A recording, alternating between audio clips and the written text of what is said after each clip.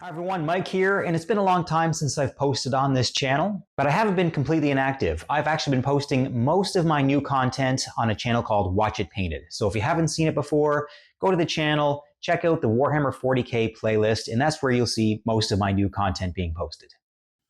Now before I go any further in this video, I would like to give a big thank you to Games Workshop for sending these to me. This terrain is from Kill Team Termination, and it's what I'm going to use to demonstrate my oil washes.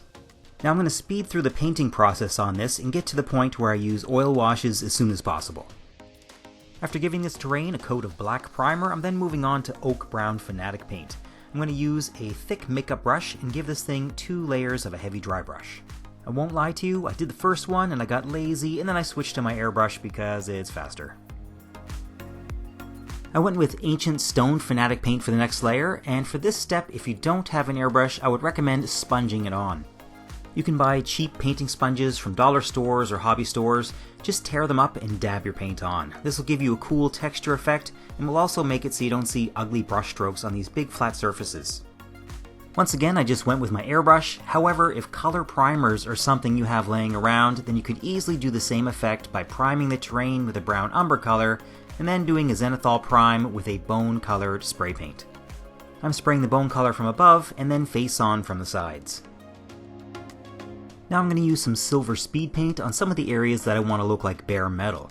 And just to give you a tip, when you're picking your colors, you're better off going with colors that are quite a bit brighter than what you want your final product to be.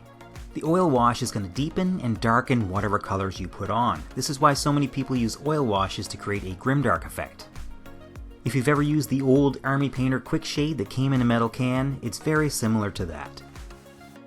This final color is a bronze metallic paint mixed with a brown contrast paint. If you don't have metallic speed paint, this is pretty much identical. Alright, that's it for the base colors, so now it's time for the actual oil wash. I bought 2 colors to create this oil wash. One is ivory black and the other is burnt umber. You're also going to need mineral spirits or odorless turpentine to create this wash and something to mix them in. I use little plastic sample cups. You can get hundreds of these for just a few bucks. You may also want to put cardboard down on top of your normal painting space when you're using oil washes because they are very messy. I decided to go half and half, black and brown, to create this wash, and I'm adding enough mineral spirits to make this roughly as thick as one of GW's contrast paints.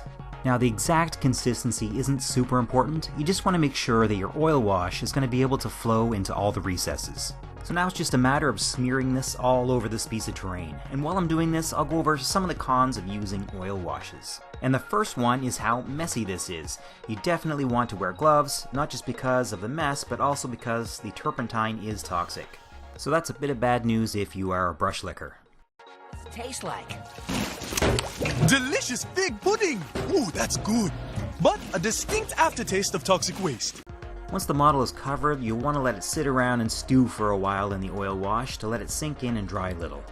I let mine sit for 90 minutes, and now I'm going to use a makeup sponge to remove the excess wash. These are pretty cheap, you can buy a bag of these at most dollar stores. Now, I will admit this part is pretty fun, but again, very messy.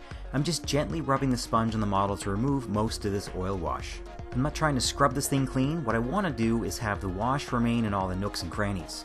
I guess the next pro/con for the oil wash is that you do have a lot of time to remove the wash. It takes 24 to 48 hours to completely dry, so unlike the old Army Painter Quick Shade, which would start to harden after 1 or 2 minutes and become unworkable, you have lots of time to work with the oil wash. Now I'll show you the final product and you can decide whether or not this extra work is worth it. I'll start off with a before and after wash picture. So here's before and after. Once the oil wash was completely dry, I added a bit of Army Painter Rust Effect, and as you can see, this thing is definitely grimdark looking. You will want to wait the minimum 24 hours before spraying this with a varnish. So let me know in the comments, would you try this? Have you tried it? Do you have any tips for other people? Please leave them in the comments section below. This is Mike from Heroes and Bosses, and Watch It Paint It, and thanks for watching.